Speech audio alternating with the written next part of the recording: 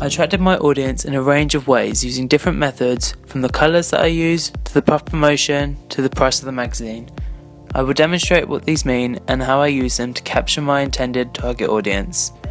My general style reflected upon Clash magazine, which I used as a source of reference to produce Majestic's front cover, contents page, and DPS. The simplistic approach was what I believed would attract my audience, as the clean, fresh look wouldn't overpower my readers. My front cover has a range of features which make it attracting to my target audience. The first being the layout, which I've included a range of characteristics for. Deconstructing Clash, again, I use the sleek and sophisticated fonts within the top left hand corner, as well as the slim black boxes, which look stylish and made the page look attractive. My cover stories are highlighted with a shadow to appear as if they are floating off the front cover itself, creating a 3D effect. This 3D effect highlights the importance of them, as they are celebrity names. This method is the main method of attracting my audience, as it is star appeal, so must be highlighted. Richard Dreyer's star theory is the idea that icons and celebrities are manufactured by institutions for financial gain.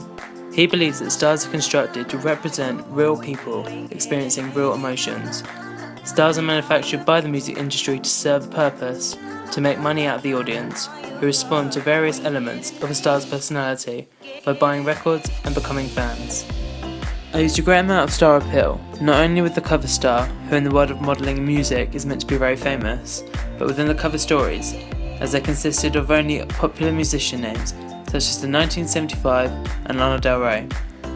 This would appeal to a lot of many readers, as I felt like my target audience would be interested in finding out more about people's lives, especially celebrities. My audience would hopefully desire to be like these successful stars, and would want to read them in order to be more like them.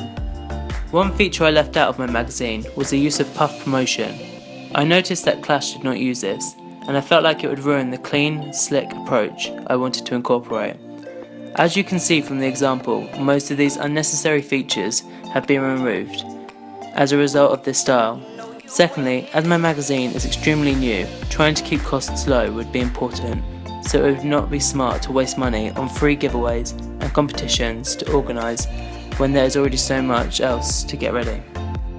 My strapline reads, "The sound you need," highlighted in capital font to directly appeal to the reader and incorporate them within the magazine.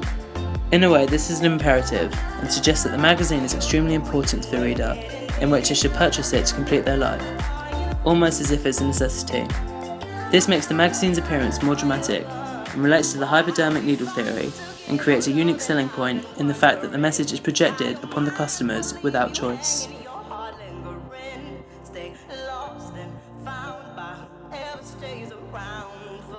Attracting a younger audience was obvious on this page because I used a range of social media and online download links, e.g. Facebook, Instagram, iTunes Download, and Google Play. Social media is most common amongst the readers aged 15 to 35, which fits my target audience perfectly. I place this content within the editorial and do not feature largely, as it is only a small part of the magazine. Again, on the contents page, I use star appeal, presenting another image of James from the photo shoot, from a different camera angle and background.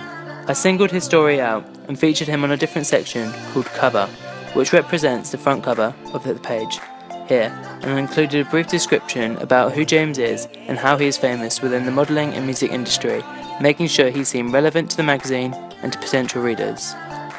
I included an editorial personally written to create a relationship between myself and the reader in order to make them feel more welcomed into the Majestic community. Within the editorial, I included not only the magazine's social media section, but personal information about myself, such as my work email and signature, to involve myself within the readers and let them know that they can contact me if they have any issues in which they believe would benefit the magazine. Within each story, I included a subline which provided extra information about the content of the magazine.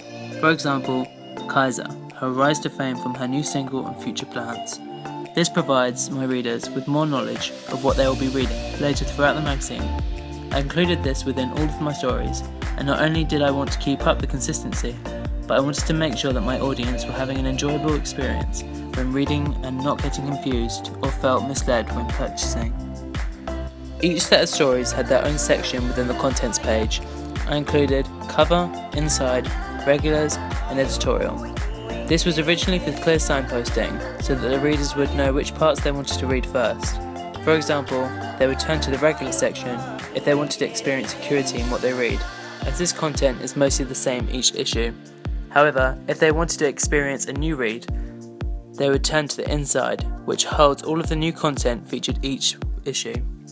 I also repeated other codes and conventions found in other magazines such as Clash, such as the drop capital on my editorial.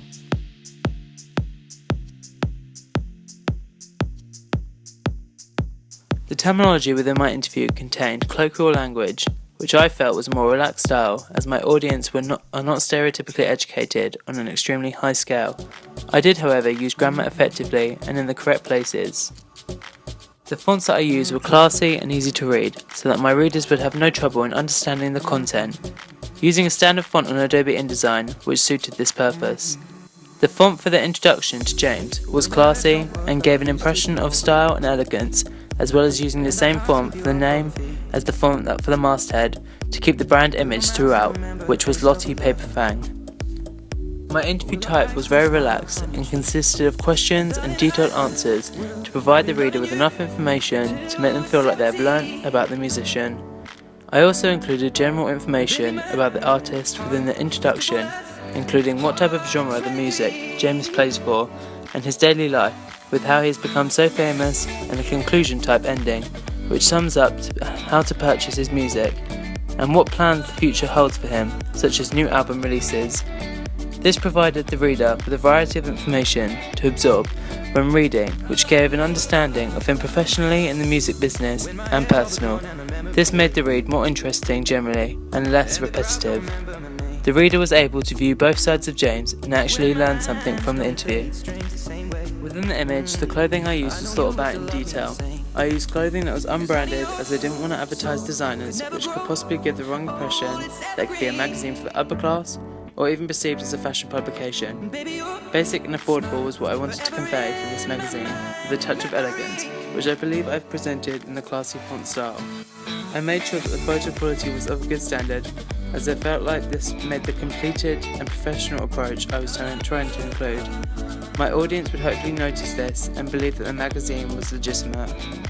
Though I did not experiment with social media for the DPS, I did however include information about how the readers could purchase James's new EP on iTunes.